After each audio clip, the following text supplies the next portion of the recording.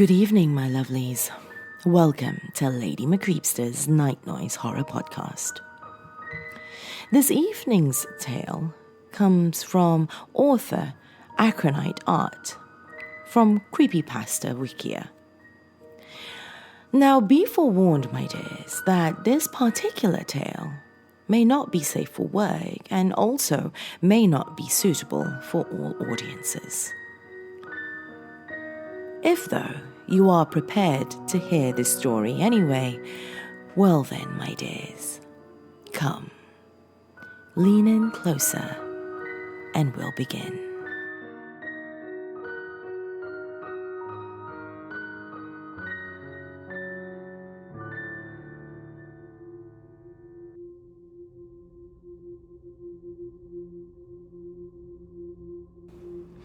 I watched the shower run, churning water, drowning out everything else. Perfumed soap does little to cover the burning scent of lemons and judgment. Every passing moment holds an increase in both heat and dread. The shower surpassed comfortable temperature, climbing steadily. The pressure is as high as it can go, roaring in my ears. Father watches me intently, disappointed but resigned to help purify me once again. I strip away my clothes, not daring to look at my shameful body. I know what I need to do, what I have done every time I commit myself to sin.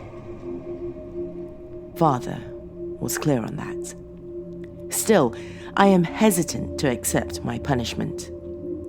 I know I deserve it, but my corrupt, infested body demands to resist Father's reasonable hand. My hands are shaking as I pull down my underwear. I have no choice but to look down and see proof of my wrongdoings. It's not as if I could ignore it. The Lord's wrath curls within my waist and nearly sees me bedridden. Still, the blood soiling the white cotton nearly brings me to tears. If I could follow the word of both my Father and the Lord, I wouldn't have to atone with my flesh. No matter how hard I try, I can't purge the evil from my soul. Every month, Satan runs his filthy claws through my womb and bestows this perversion of decency. To bleed without contrition would allow him to bed me. I kneel before Father, the devil's call coiling deep within me. Alongside my prayers for forgiveness and cleansing, I silently pray that I don't soil the floor with my perversion. To taint this place would only send me further from heaven. I'm disgusted with myself for that distracting hope during the cleansing. Satan lurks within scattered minds. Father looms overhead, nigh as tall as the house itself. I hate to put him through this. I know that having his own daughter be so corrupt pains him. He spends so much time and effort trying to teach me the ways of the Lord, yet I continue to fail him. He's far more gentle than I deserve. No matter how hard I fall from grace, he has yet to lay a hand on me. He says to beat me would merely cause my weak, traitorous mind to turn from the Lord completely, and I'd end up like the filth beyond these walls.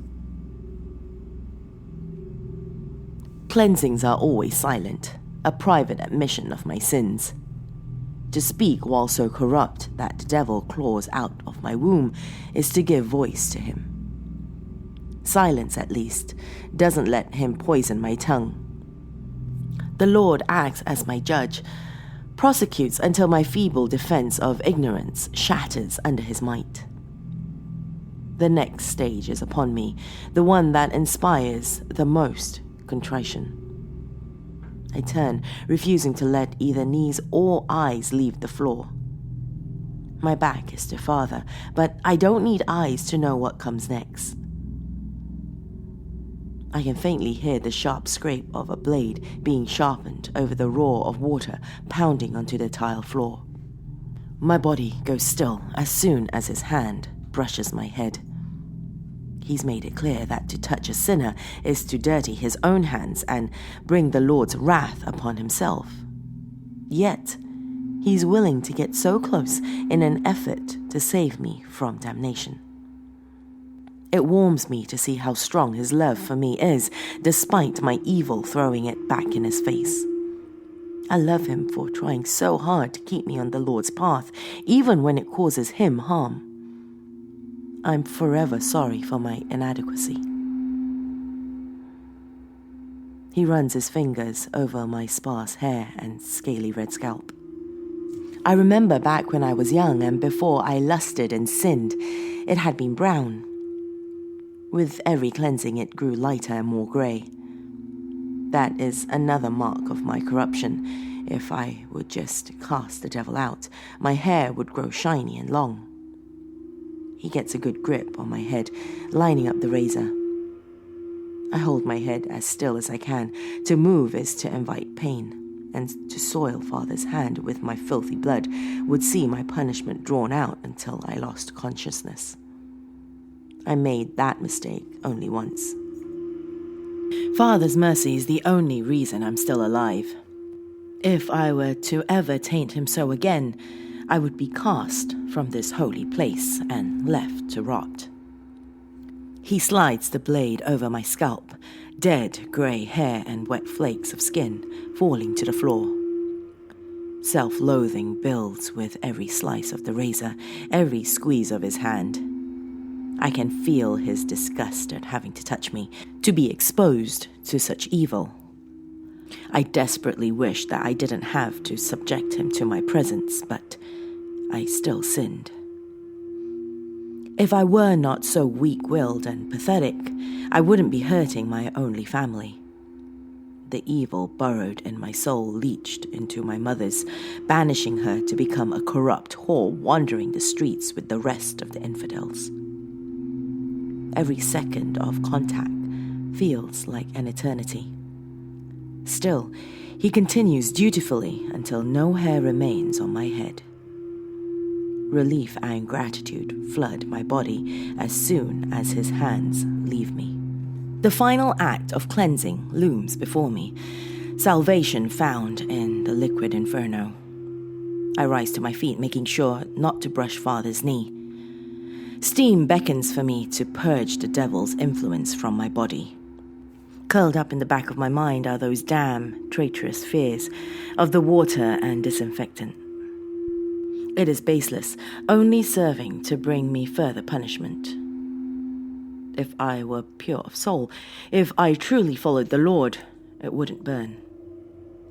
To be pained by the cleansing is to be touched by evil. I step forward, filling my mind with prayers for absolution and repentance. The world goes white the moment I'm touched by the liquid.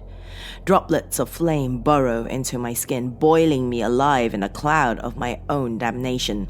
The pain is secondary to the thoughts of repentance. If the Lord must hang for humanity's sins, then I shall burn for my own. If I were to cry out to let Father hear of my suffering, it would be disobedient. I have earned my punishment, and I shan't give in to Lucifer's desire to voice his displeasure. Blood wells from my tongue as I choke on Lucifer's sweet temptation. I hide none of my body, bearing everything as an offering to the water. I reach blindly for where I know by heart my purification to be. I grasp the slippery bottle, the venomous scent, a promise of forgiveness. I step away from the downpour, skin glowing red and stinging. I open the cap, trying not to drop it. An overpowering burning scent of what was supposed to be lemons nearly brings me to tears. With a shuddering breath, I dribble the liquid onto my hand. While it makes no sound, in my mind I can practically hear the sound of sizzling meat. It sinks into my raw, heat-weakened skin, burning the devil within me. I set the bottle on the shelf and begin cleaning in earnest. The hands are always the first to be purified, as they are the tools of the devil. Instinct guides me through the process. The rough scrubbing of my hands, causes the cleaner to sink into my cracking red skin and splintered brittle nails. Water pounds against my blistered back. My mind is utterly blank as the chemicals spread over my body. This process, though painful, is one I'm grateful for. It will all be worth it to please Father, to please the Lord. Besides, I'd rather swallow the cleaner than be cast to the infidels. There'd be no way to get into heaven then, and I'd truly be lost forever. It was always surreal to be cleansed fully in this way. It's the only time I'm allowed to touch my breasts or the slit between my legs. To touch them is an act of lust, one of the worst sins I could commit, save disobedience. I can't help closing my eyes and holding my breath as fingers snake up my chest. Even though it's needed, I can't help but feel Father looming beside me, ready to cast me to the pit for daring to lust. I make quick work of my chest's soft growths prickling with sensitivity. I take a moment to breathe as I ready myself for the final area to clean. It's impossible to tell the tears lingering on my face from the rest of the water. I pour more cleaner into my hand, heart beating a frantic rhythm against my ribs. My muscles feel as though they're carved from stone. Father is watching. I can't hesitate. I'm still unclean if he notices. I stare at the opposing wall and touch the mound between my legs. All thought is driven from my mind. All that exists is my hand and the poisoned lips of my entrance. The hypersensitive flesh quivers and recoils from the caustic salvation forced upon it. The pain in the rest of my skin seems nothing comparing to the searing kiss between my thighs. I jerk my hand back in an instant, fingertips smeared red. I wash it away and step back from the water. The wave of relief when I leave the shower is staggering. It was done.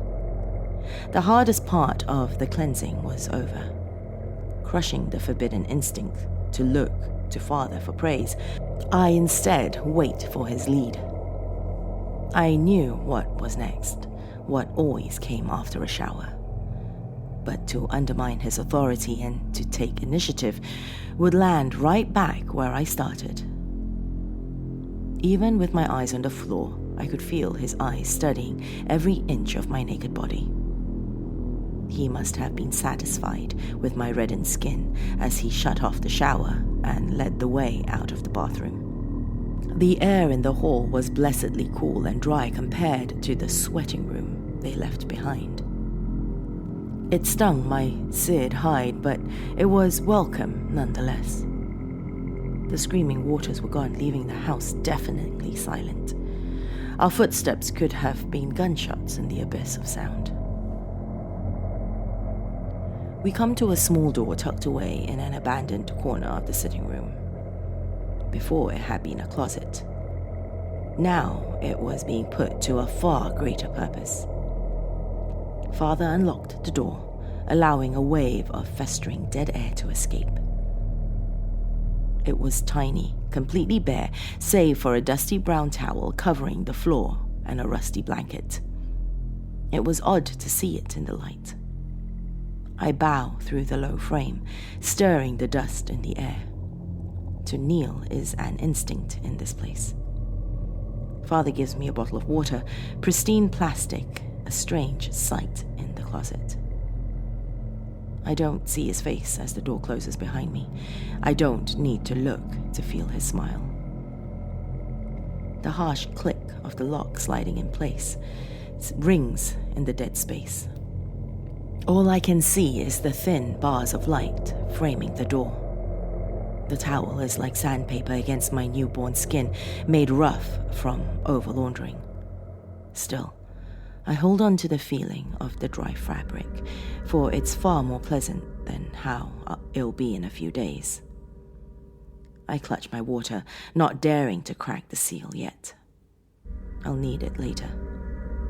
Before, I'd made the mistake of drinking it in one go, and I had paid dearly for it. There's no moisture or life in this air, save for my own breath. The worst of it was already over. All I have to do is wait until the devil gives up his hold. Then I can leave. 5 days is a small price for salvation. I wait on that once white towel and pray that the rest comes quickly.